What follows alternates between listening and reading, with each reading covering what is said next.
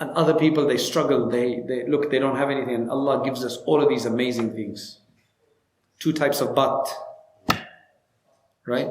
5 meat dishes, 10 fish dishes. Ni'mah, talk about the ni'mah. They get you buy a new jacket, thank Allah. They get a new toy, thank Allah. We have to thank Allah. Allah gives us toys. Everything is connected to Allah subhanahu wa ta'ala because He's the one who gives it.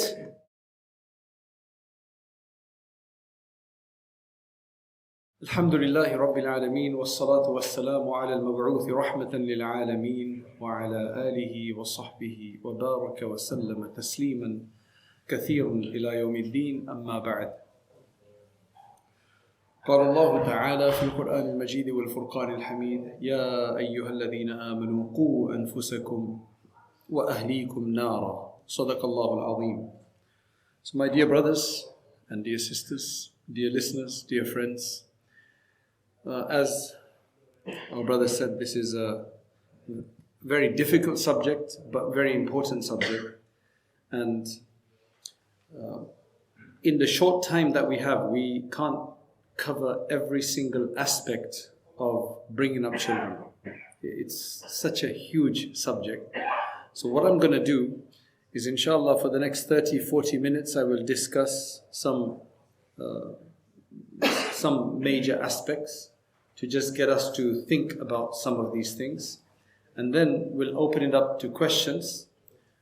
We can't cover everything, so we'll let you ask your question. So if you have questions in your mind and I don't deal with it in the first 40 minutes or so, then inshallah you can ask questions and we'll try to discuss them and answer them. If I don't know the answer, I'll say I don't know the answer. Okay? It's going to be a bit difficult because mashallah we have elders here, we have middle-aged people here, we have young adults here, and we have children here. Why is that complicated? Because I have to make sure the way I speak is relevant to all 4 of these categories of people. I'm not calling you old or young. You can decide whether you're in the old category or the young category. I'm not judging you. I'll leave that to you. Okay? But my job is difficult because we got children sitting here and I have to make sure they don't fall asleep. Allah help us. Okay. So firstly, they've done lots of studies on what's the best way to bring up children. They've done studies, scientists have looked at it. And they've discovered that there is no one way. There is no one effective way that you can give everybody and say, this is the way to do it. There's no one way to do it. However, in our deen, and just generally, there are some major principles that if we go by, it will, insha'Allah, make it easy for us to bring up our children, because it's a big, big responsibility. Firstly, I want to discuss the source from where our children learn something. So, what's your name? Qais. And this guy, this little kid here? No. What's his name? Ayan. You have a name? What is it? Ayan. And what's your name, Mr. Black? Yeah. Ilham. And what's your name, Mr. Blue? Abdullah. So Ilhan, Ayan and Abdullah. They're what, 7, 8, 9 years old? Yeah? Oh, he's 11 now, mashallah. And you are? You're 13, man. Yeah, subhanallah. And you? You're 9. He's 8, mashallah. And he is 7. He's 6. So now what we have to understand is that where do they learn everything from? All of us, when we were growing up as children, where do we learn things from? What are the places we learn from? Tell me. What are the sources of knowledge for children? Where do they learn everything they know from? Yes. One is school. Okay. One is school. The basic ones first. One is school. What else? Parents, home environment. So there's 2 things. One is home environment, from the house, from the home. Number 2, from school, madrasa, educational environments. Right, so that's number 2, educational environment. That's where they learn something from. That's 2. Where else do they learn? Traditionally, Historically, for all the centuries, where else did children used to learn from? History. That's studying. That comes in school. What else? Society. MashaAllah, society.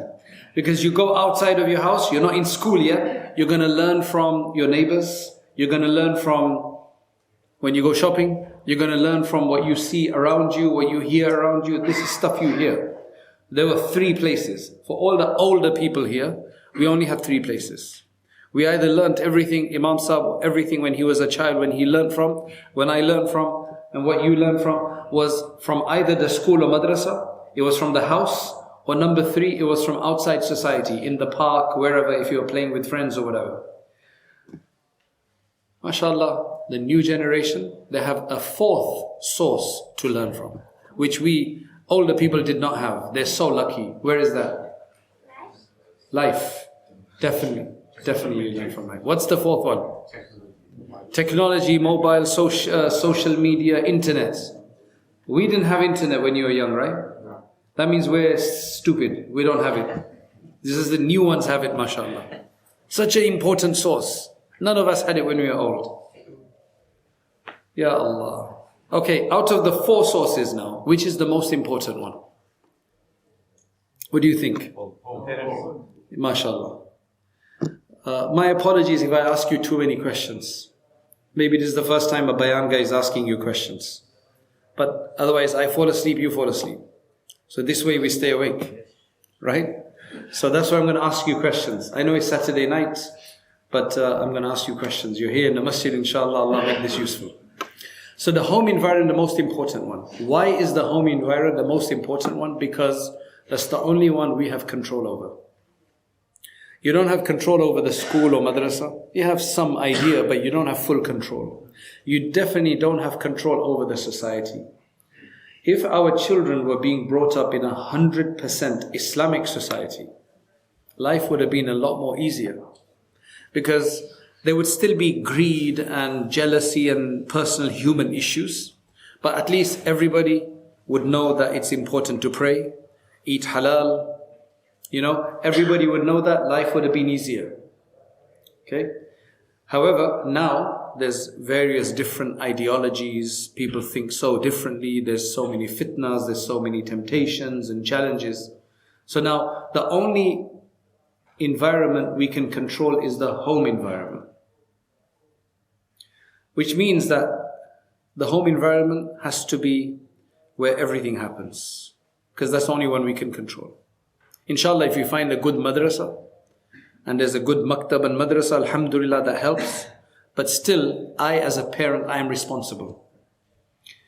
If I can't find a good teacher for my children, or I can't blame the Maulana in the masjid, in front of Allah, I am responsible. I should find a better Maulana. I can't blame the Maulana or the masjid. Yeah, they should do a good job. They should do. But me as a parent, it's my responsibility to do the best for my children. Our home environment needs to be very, very good. What do I mean by that? It can't be too strict that children don't want to be there. And it can't be so open that everything happens, no problem, it's all okay. We have to be balanced at home. How do you be balanced at home? So I'm going to give a few ideas. Number 1, the home environment, the mahol at home, as we say, right, has to be an open one. Which means that anything that our children want to discuss, they should be able to discuss at home. With either both parents or at least one parent. Which means that either both mother and father need to be so open that they will allow the children to discuss anything. Why? Because we can't control the other environments. They will pick up things there. They will learn things from there. At home, they must be able to filter it. We must be able to tell them, yeah, you learn this? No, that's not right. We don't do this. This is against our values. No, that's a very good idea. That was good. This is bad. We have to be able to do this. Because we can't help what our children learn outside. I'll give you an example. In many schools, they teach children sex education classes. Okay? Many Muslims will keep the children away from that and say, okay, I don't want my children to take part in that. So they will let them stay at home or sit in another class or library. So they won't take part in that class. The next day they go to school. What happens is that their friends who have been, their classmates who have been to that class will tell them everything with masala. Okay, along with some masala. Do you know what masala is? My dear brother with the black jacket, do you know what masala is? You don't know what masala is? Ya Allah. Yeah. Do you know what biryani is? Yeah. Masala is spices. Where are you from? Which country are you from? West Africa. West Africa, where? Gambia. You're from Gambia. Do they have spices there? Very well. Yeah. So that's masala. So it's like, you know, when you tell somebody a story and you add spice to it? Yeah. You understand what I'm saying? Yeah, so their friends will tell them everything they heard along with spices. Right. So, you know, it is so difficult to... A lot of parents think their children are very innocent. But nowadays, younger children are finding out about things, especially if they have older brothers and older sisters. And they're on social media. Allahu Akbar, Allah preserve, Allah protect. Right? That's why the home environment needs to be very open. So, for example, in my house, the children, they can come and they can discuss homosexuality. It's not a taboo subject because it's outside, it's open. So why can't they discuss it at home and we tell them, look, this is good, this is bad, and you have to be open. Gender fluidity. All of these kind of discussions, they can happen at home, no problem. In fact, our job is to actually find out what our children are discussing. Now we have two types of children. Okay, we have two types of children. One are those children who are very transparent. They will say everything as it is. They will tell you their whole story, what happened in the day. Right? You get them, you ask them a question, they say, yeah, this is what happened, and my friend said this and this. Then there's some other children. You ask them, how was school? Good. How's it going? Okay. Why did you do that? Cause. What does that mean? Why did you do that? Cause. Like, come on. They're blank face. They don't say anything. You don't know what's going on in their minds. Those children are more tougher because, God forbid, Allah forbid, but in the last 3 years, I've dealt with a few cases of 16, 17-year-olds, mostly girls, but boys as well, and they've lost their faith or they've done something crazy. I asked the parent, didn't you know it was happening? No, until last week she was wearing hijab. She's very quiet. She doesn't say anything. How do you deal with that? How do you deal? Those are the more difficult children to deal with. So what should we do? If the children don't share anything themselves, why don't they share anything? Maybe because we don't give them the time to share. Maybe we don't listen carefully. Maybe we don't engage with them properly. Or maybe they're just very close, psychologically close children. So how do we deal with that? When we're having dinner, you should always have dinner together. Some of you may think we always do. But subhanAllah, there's a guy who's now 30-something years old.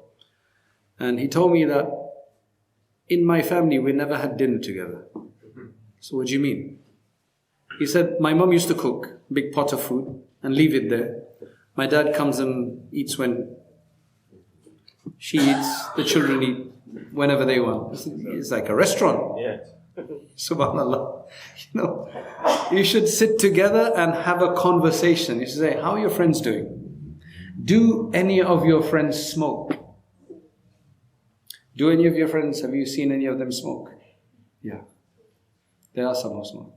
Yeah. Have you ever tried it? Why not? Huh? No, Muslims smoke, unfortunately. Have they ever tried to make you smoke? Like offered you, like try it out? Yeah, what did you say? You said no, mashallah, Allah give you strength. We have to ask these kind of questions in a very nice, casual, friendly way. You understand? And then you'll be surprised. Do kids in your school have girlfriends? Yeah. Right? What about him? Oh, he's probably too young, but you understand this, what the age relevant, age appropriate, we ask these questions and then we have a discussion about whether something is good or bad. Because they need support, they need to understand things. Imagine a 14-year-old children, all the friends, they all have girlfriends and he doesn't.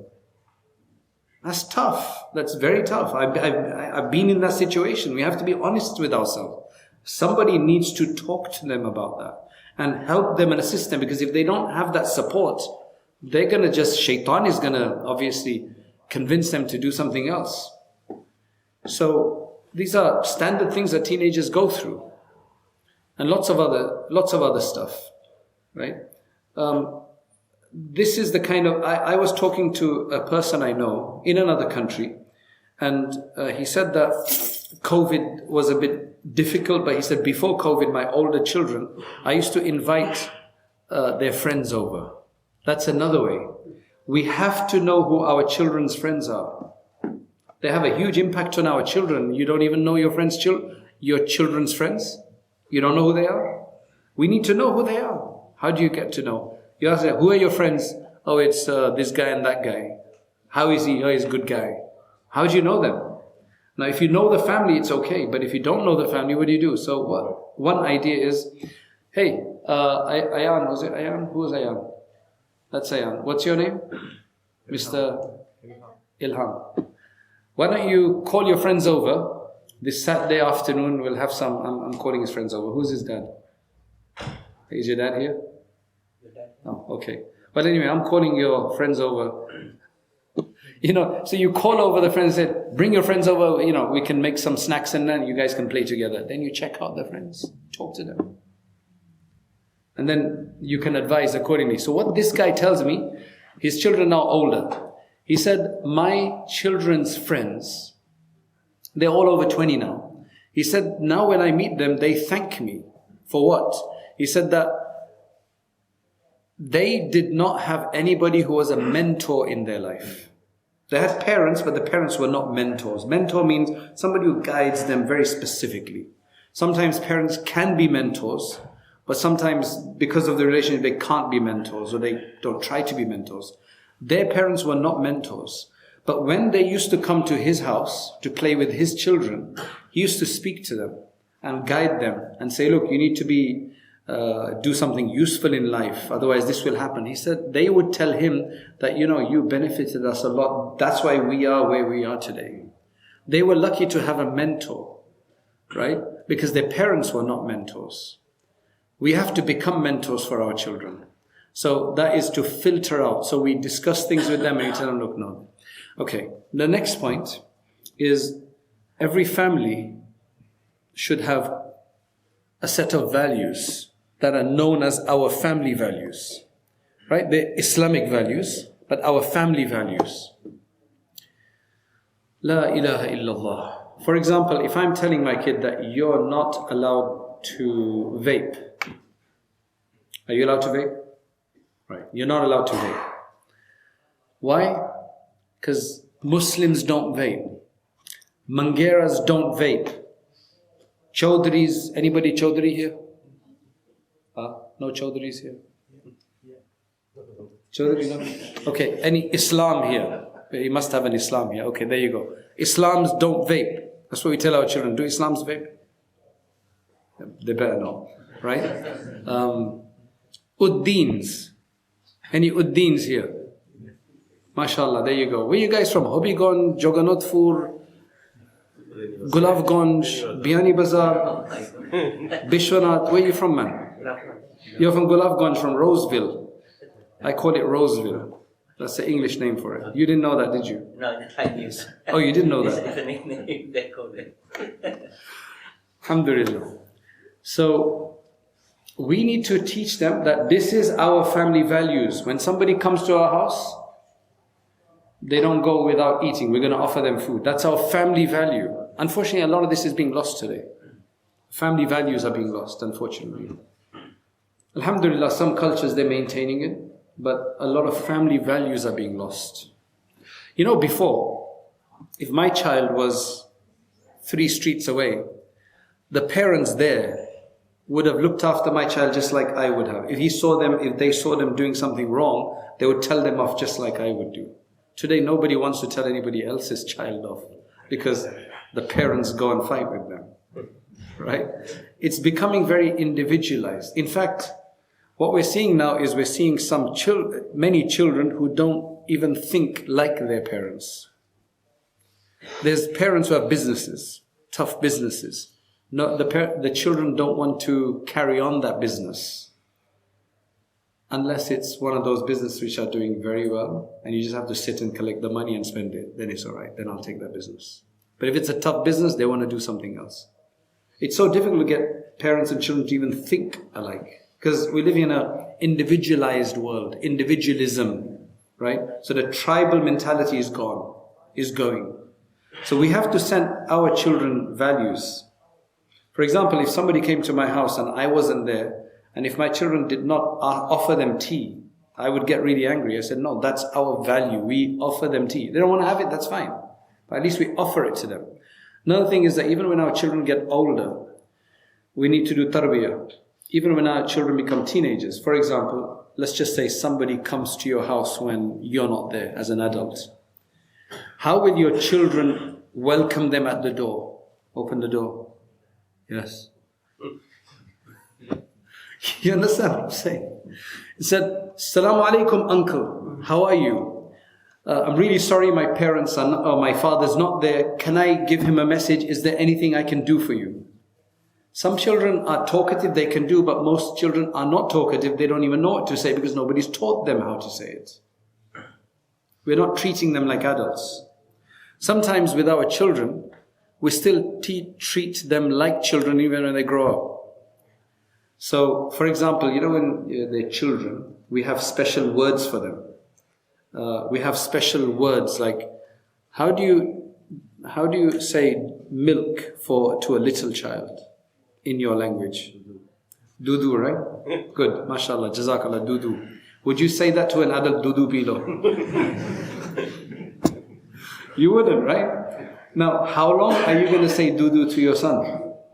You understand? Eventually you have to grow up and you start treating them like adults. You take them seriously. You ask them for their opinion on something just to make them feel responsible.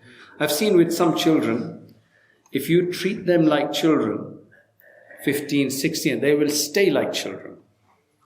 And then after one day you say, you know what, I'm not going to tell you anymore. I'm not going to wake you up anymore. You have to wake up yourself.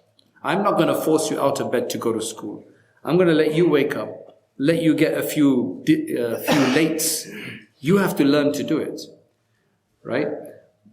Sometimes empowering them, letting them do it, it works because then they feel responsible. Okay, so as I was saying, going back to the home environment, it has to be an open environment. So anything can be discussed, and we also bring up subjects to discuss.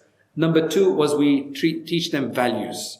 Number 3, the home environment can't be suffocating, can't be claustrophobic. It has to be a place where the children enjoy being. What do I mean by that? If we have a child would like to be always outside the house with their friends and never inside the house with the family, then that's a problem. Why? Because the house must be so boring and so messed up and so lifeless that they just want to be out with their friends. On the other hand, if you have a child who always wants to be home, never wants to do anything else, but at home he doesn't want to be with the family, he wants to be in their room on a device with the door closed, that's a problem as well. Anybody like that? Any of the children like that? Like to be in another room, on their device, iPad, nobody else. You like to be like that? That's not a good thing to be like that. Sometimes it's alright, sometimes it's okay, yes. Right? So, it needs to be somewhere where the children feel comfortable. Do you know the benefit of a comfortable environment at home? Is that they will get into less issues outside. I'll give you an example. They did a study. You can see this on YouTube. They did a study of 14-year-olds in the local park. So they had like 5, 6, 14-year-olds. And one of them was put there to say to the others, to get one of them to say, here's a spray can. Right? Imagine somebody gave you a spray can and said, go and do some graffiti on that guy's car or that guy's house. Would you do it? Do you know what graffiti is? How do you know what graffiti is? Have you ever done some? Are you good at it? No. Okay. So go and do some graffiti on that car. Would you do it? But these are your friends. And they're telling you, you have to do this. Come on, come on, come on. Would you do it? No. Then they call you chicken. You're a chicken if you don't do it. Come on, you're a chicken if you don't do it. Would you do it? Then they say, we're not going to be your friends anymore. If you don't do it, would you do it? It's very easy to say right now, but in that situation, now, how does a child make a decision? They say that the children who didn't do it were those who walked away. Like, no, I'm not doing it. They realized the pressure was so high that if I stay here, I'm probably going to do it. Let me go away. But what gives them the courage to walk away is what's important here. What gave them the courage to walk away was this. Because what's going on in your mind is, these are my friends. These are people I want to be with. If I don't do this, they're not going to be my friends. They're going to mock me. Now, why do you need those friends? Because you don't have a safe place to go to. A child is going to make a decision. I need these friends or I don't. They're doing something bad now. Do I need them? If I've got a comfortable place at home to go to, welcoming parents, that mashallah, he can walk away. I don't care about these friends. I'll make some new ones, but at least I've got a comfortable refuge at home. If you don't have that, then they want to be with their friends, then they're willing to do whatever there is.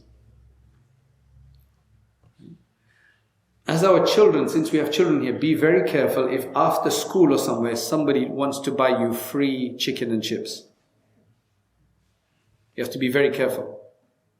Not from your close friends, but kind of strangers. Why? Because what they do is they buy you chicken and chips for a few days and then they say you need to pay back. You don't have that kind of money. So then what they do is they make them carry drugs. That, okay, I want you to deliver this package to so-and-so so that you can pay off. And then after that they blackmail you to say that yesterday you carried drugs and we're going to report you if you don't. And then you just get into that whole thing. Allah protect us. Right? So that's why having this environment at home is very important. One woman, she called me and she said that my children, they were doing hifz of the Quran, saying that my children are saying that when we finish, we want to have a party. Finish hifz party. So what shall I tell them? I said, what's wrong with it? She actually said that, yeah, my brother's family or sister's family, they're alim and alima, they do it, so these guys want to do it as well. What should I say to them? So I was thinking, what's wrong with that? Right? I found out she's thinking it's a bad thing. I said, what's the issue with it? She said, I think she was like, it's not sunnat or something like that. I don't know. I said, do you have the money to do it? She said, yeah, we have the money. Because if you don't have the money for something, then I can understand. But she was trying to tell them, we don't do that kind of stuff. I think I had to kind of tell her off a bit in a nice way that these are things we need to celebrate. Otherwise, outside, there's Christmas celebrations, there's Mother's Day celebrations, Valentine's celebrations, and I don't know what other celebrations. There are loads and loads of celebrations. And you can't even celebrate hifz of the Quran. You should be feeding the whole of town if you had the money. That's so important, isn't it? Some people are very dry. They're very dry. You can't be dry with our children, because with our children, it's a ongoing battle. Okay, another thing. As your children get older, the battles will get more complicated. But one thing you have to realize, you can't win every battle. You can't win every battle. For example, when do you give a mobile phone to your children? At what age? Anybody have a suggestion? After 18. After 18, mashallah, amazing. Amazing, amazing. If only that would work. So, mashallah, unfortunately, some children, they could be okay with that. Very few children, like small percentage. There's one person never gave his daughter a phone until she's 16. Actually, no, he didn't give her a phone. When she became around 16, they found out that she actually had a phone, secretly. Later, it's like, why? He said, all my friends have a phone. You're feeling left out. It's a tough one. It's a very tough one. Alhamdulillah, with another child of theirs, they were able to push it until 16. Then he had to go to a further school, so they had to give him a phone. And then he gets addicted. Phones are very addictive things. Right? Sometimes they're not going to listen to parents about how bad addiction these things are. They just think you hate them. You don't want them to play. No, you just don't want us to play. No, we don't mind you playing, but not for 10 hours a day. So sometimes what you have to do is, Allah, just do dua to Allah. This is I don't even have an answer of the most successful way to do this. We have suggestions. Hopefully with Allah subhanahu wa ta'ala they will work. But sometimes what I do is I go onto YouTube and there's a lecture by somebody, psychologist, explaining the problem with addiction. Say, look, don't believe me. Look, this is somebody else saying this. Right? The problem is that Mr. Bean is too attractive. Right? So that's a very, very difficult one. But what I'm saying is that our relationship as the children grow up, especially when they're teenagers, is like how Muawiyah radiallahu anhu mentioned his relationship was with the people. He said, our relationship is like a tug of war, but not with a rope, with a strand of hair. If I pull too much, it will break. If they pull too much and I don't let go, it will break. It's a give and take. That's why in the situation we're living in, illa masha'Allah, it's very difficult to win every single battle. That's why don't pick every single battle. Pick the most important battles and let some things go. Unless, you are tawfiq and, mashallah, it works for you. Right? So, these are some of the points. Now, the last point, or second to last point I want to mention, is that, look, I found one way, I didn't find it, it's obvious, to help our children, because we can't supervise our children 24 hours a day. We can't. How do we get some help? The best way to get help is get them connected to Allah. If we get them connected to Allah, they develop Allah's consciousness, then they won't do things for us, they'll do it for Allah. They'll still make mistakes, we all make mistakes, but that will make half of our job easier. Half of our job easier. What do I mean by that? How do we test that? The way we test it is that if we're very particular about salat with our children, and they already always pray with us, now they're 14, 15 years old and we're out somewhere. Our children are alone or with somebody else. The simple test is, do they pray? Will they pray even if we're not there? Even if they pray late, alhamdulillah, do they pray? If they prayed, even if we're not there to supervise them, it means they're praying for Allah. If they don't pray, then they're probably praying for us. We better change this quickly, that they have to pray for Allah. Allah has to be in their life. I'll give you a few examples, right?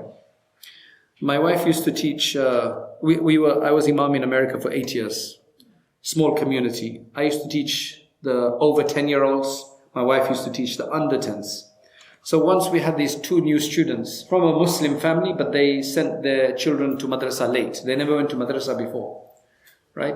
They were 7 and 8 years old.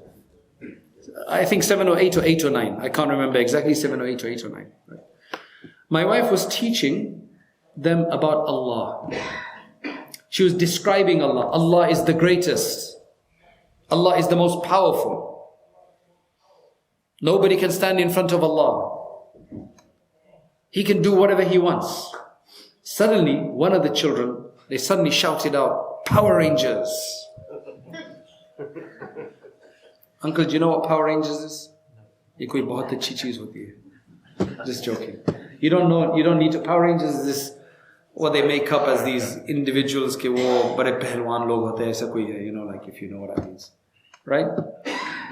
Why did he say Power Rangers? Because in his mind, the greatest thing out there, the most powerful entity, was Power Rangers. So when he was listening to the description of Allah, he thought Power Rangers. Can you believe that? He thought Power Rangers. Why? Because Allah is not being discussed in their family. Poor kids don't know about Allah. I mean, they were Arab families, so they were using the word Jazakallah, Alhamdulillah, whatever, but there was no concept. How do you teach them about Allah? Simple. We have to learn about Allah. We have to start thinking about Allah. We have to start speaking about Allah. And they will pick it up. For example, there was a friend of mine from New York, Bangladesh. His dad died. So he wrote something about his father, and he sent it to me and I read it. I was like, subhanallah. He said that my father from a young age, if there was anything that he couldn't do for us, for example, you got a pain, the parents can't solve all the pains, can we? Anytime there was something like this that they could not solve, they said, look, I can't solve this, but Allah can, so ask Him. That would be the constant.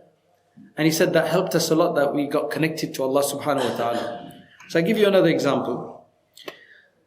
There was a family, they went to the ocean, the Pacific Ocean, with their child who's maybe 2-3 years old. 2-3 years old. And when you get to the ocean, there was a huge amount of waves. Big, massive waves coming, Nobody said anything to the child.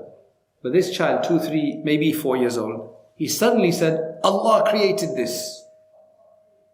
Now imagine the story of the Power Rangers, who's double the age, and this is a younger kid, 3-4 years old, and he's saying, Allah created this without anybody asking him. Why?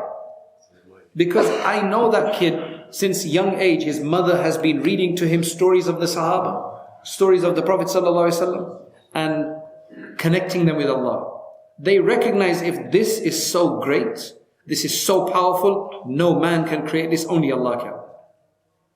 Allah wants us to do is by saying Allahu Akbar in the ear, right from the beginning. The first words are Allah, the last words are Allah.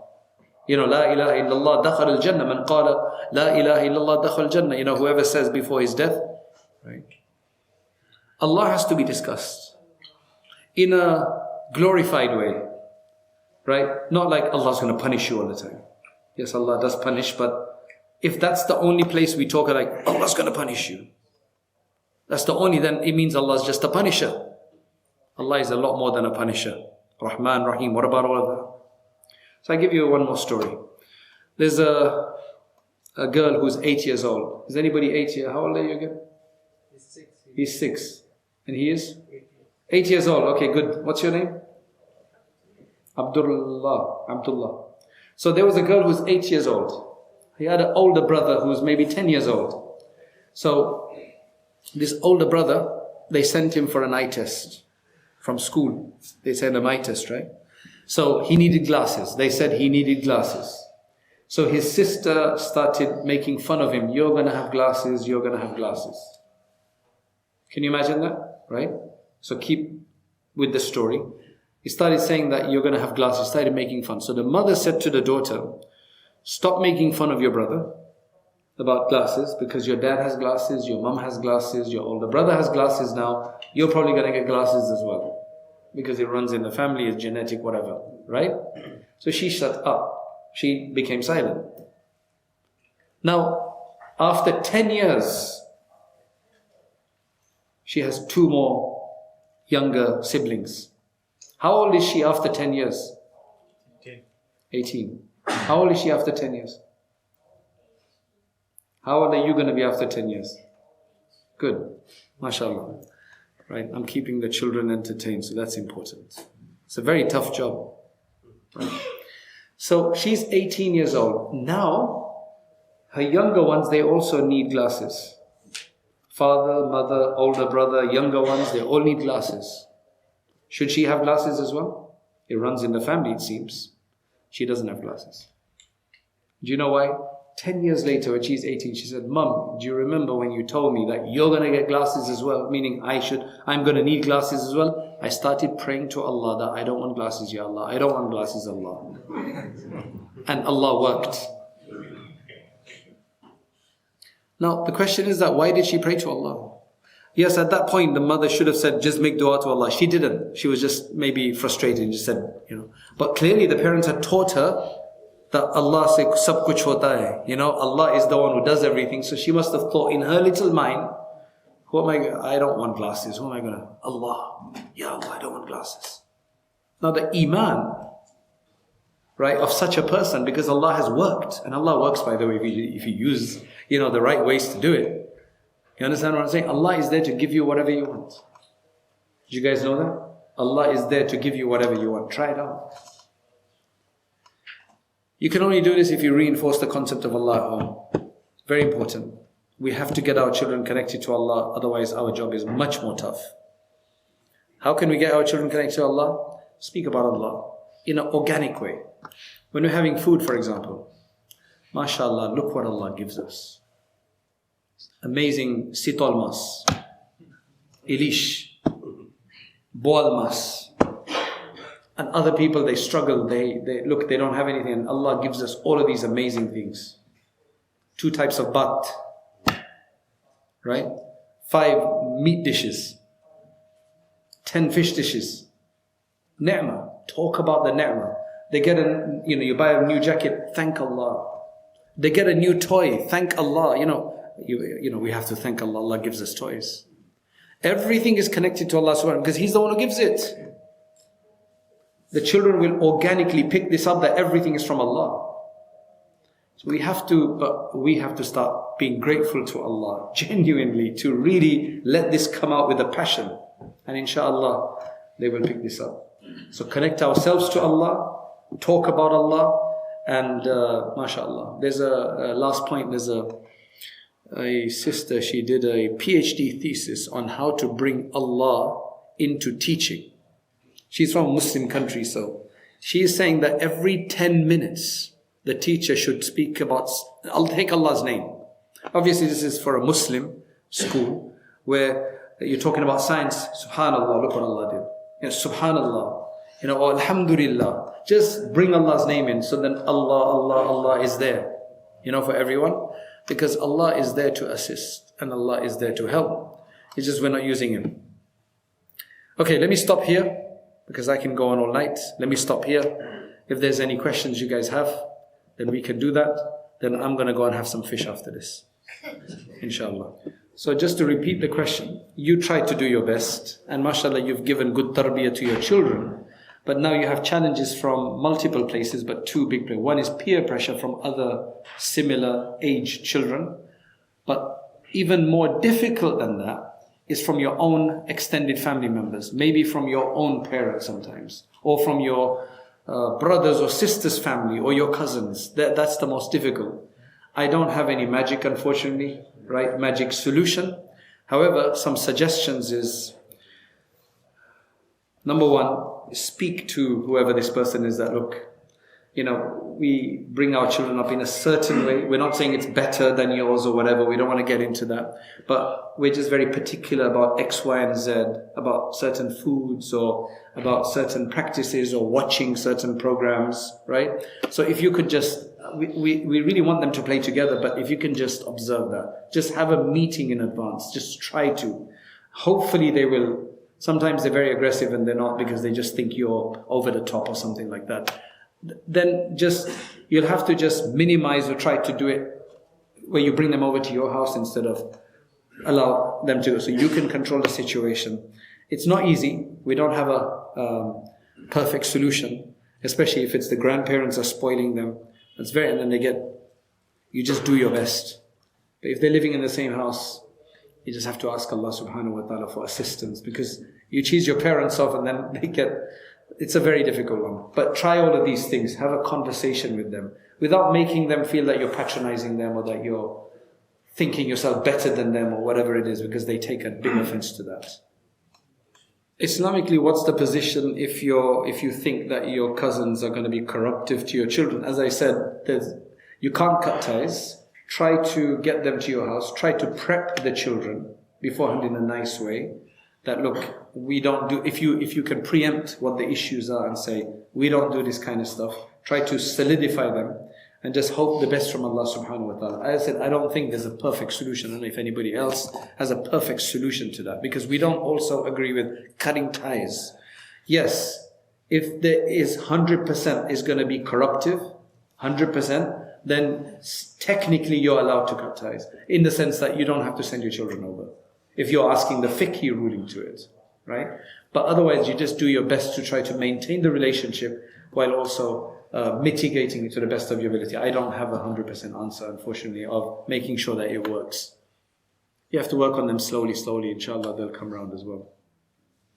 MashaAllah. So, question was that how do we instill in our children from a young age that we need to be constantly connected to Allah subhanahu wa ta'ala rather than just trying to get connected when you really need something, right? And the way to do that is basically just try to have them pray to Allah subhanahu wa ta'ala, do some tasbihat or do some takbir or whatever on a regular basis, saying the benefit that this will keep you in contact with Allah subhanahu wa ta'ala, to give them a small regimen of dhikr that they can do something basic every day, right? Read some Quran every day or whatever, and just tell them, look, the benefit of this is that it softens your heart, it connects you to Allah, Allah recognizes you, so inshallah when you need, then inshallah. This is one strategy. There'll probably be other strategies as well that you can use, of just multiple things like that can inshallah work.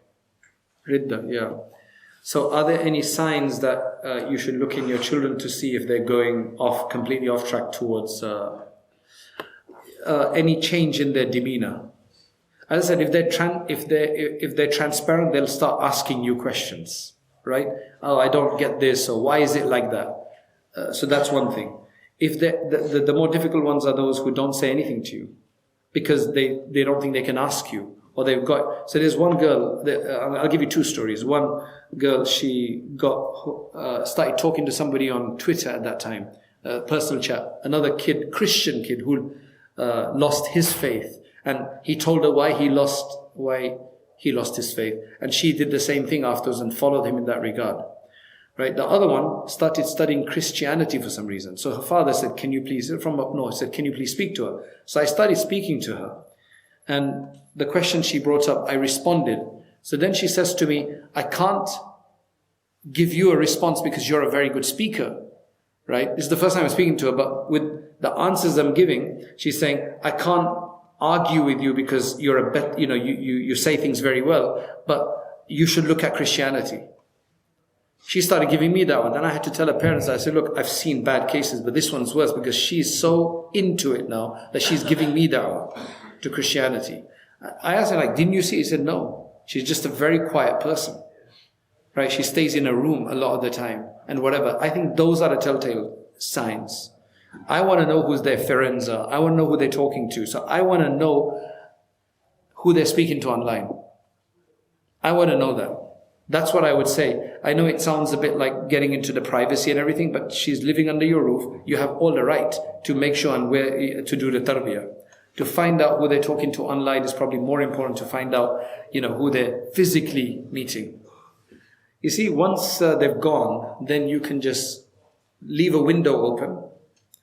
You see, then it depends. I've had cases where they are now trying to corrupt their other brothers and sisters. If that's the case, then you might even have to separate them completely, right? If they're not doing that and they're just doing their own thing, you keep a window open, but you tell them how you but I'm here for you to sort, and hopefully it's just a phase and they come back. We have to, however, this is opening a bigger issue. We have to find out why they've gone there. That's very, very important to find out why they've gone there. Sometimes it's because they're missing something at home and they've found, and they think it's Islam. So if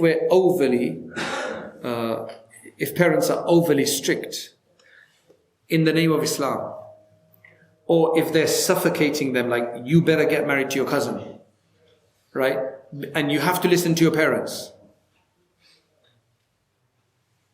You don't have to listen to your parents to be forcefully married to your cousin if you can't get along with him. But they think it's Islamic because the parents show all of this as an Islamic thing. There's no kindness that's shown. So they think that's Islam. They need to be shown love to show that Islam is not the extreme sickness. So how do we sort it out? Maybe it depends on what the issue is. It could be multiple issues. We have to maybe change our demeanor, maybe get somebody else to speak to them. So sometimes if our children don't speak to us, we need to find somebody there, maybe an auntie that they might speak to, maybe an older brother they might speak to, an older cousin they might, or let's find a friend of theirs who can speak to them. So at least we know what's going on. If we're suspicious and they don't tell us. These are just different options that you can do. But there's no easy solution to this. High achieving child, praying, doing well in school. But is addicted to computer gaming. Addicted to computer and gaming social media, and social media. As a result of this, is giving bad attitude. Yeah, I don't have an answer to that. That is the $1 million question, as they say of today. How do you get somebody out of addiction? So one thing I would,